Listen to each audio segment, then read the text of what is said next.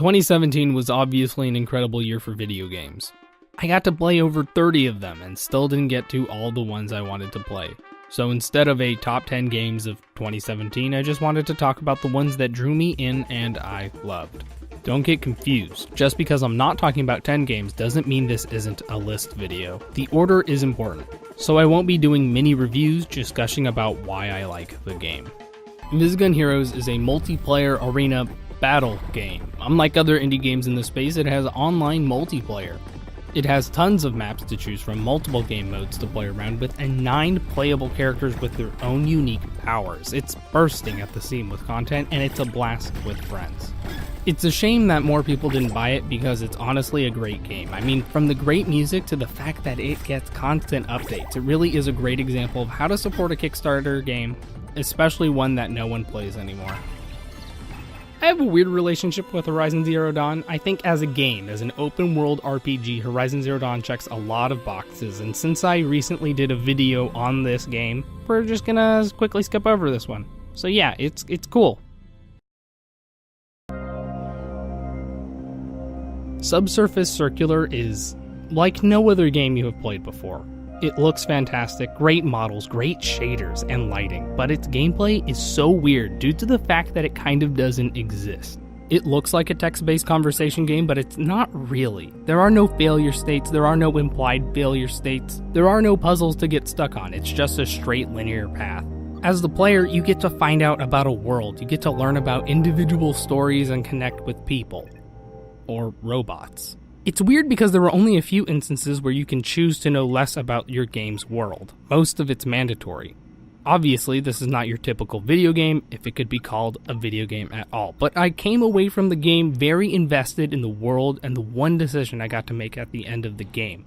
It honestly surprised the hell out of me, and I got a couple hours worth of story and entertainment out of a $5 game. It's pretty amazing. Probably one of the most underrated games ever. Even though a ton of people own it, Crawl is a local multiplayer-only dungeon crawler. I did a video on it, so to get straight to the point, you try to fuck over your friends, or the AI if you don't have enough friends. It's super cool.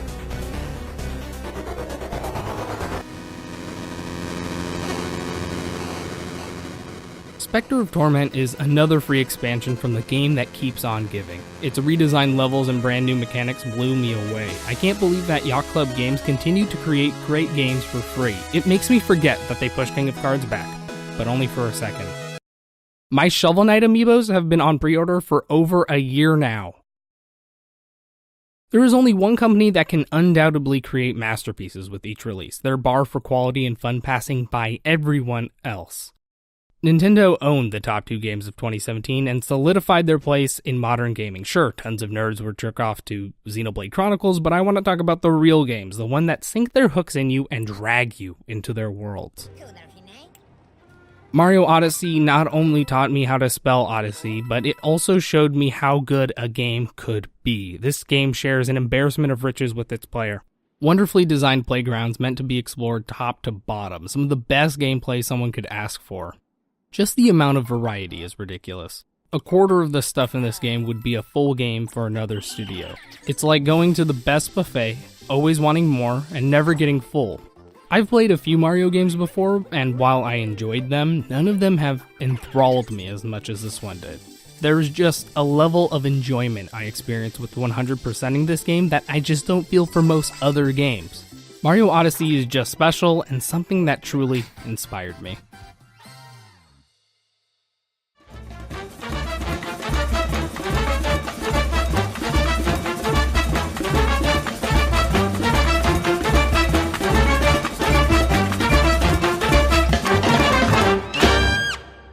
Before I get to my number 1, I just wanted to shout out some games that I didn't get to play from 2017, though I do own all of them on Steam. The first being Night in the Woods, a game that is talked about completely differently than pretty much any other game by the people who play it. Also, Hollow Knight for championing single-player content with its vast world that kept growing for free by updates well into 2018. And finally, Pyre from Supergiant. I really wanted to play it, but I just never got around to it, though huge shout out to Darren Korb for consistently making great music. And finally, the best game of the year, which is pretty obvious, There is no doubt in my mind that the best game of 2017 was The Legend of Zelda Breath of the Wild. It is extremely different than modern games as it makes the player focus on the quiet moments, sailing around the world, uncovering side quests, or finding a Korok seed. The game's greatest strength comes from its ability to make you focus on the journey rather than the destination. Other games try to fill their open worlds with activities to do, but it's all surface level. Breath of the Wild is in touch with its core design philosophy. It makes you curious about its world. It doesn't matter that you're traveling to a divine beast, you might climb a pillar just to see what's at the top, or you might stumble across a shrine and complete it. A true sense of adventure and discovery happens when you play this game, and I can't imagine any other being at the top.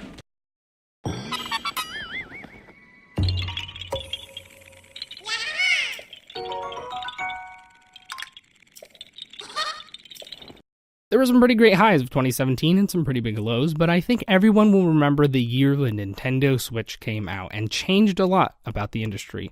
But let's be honest, 2018 rules too.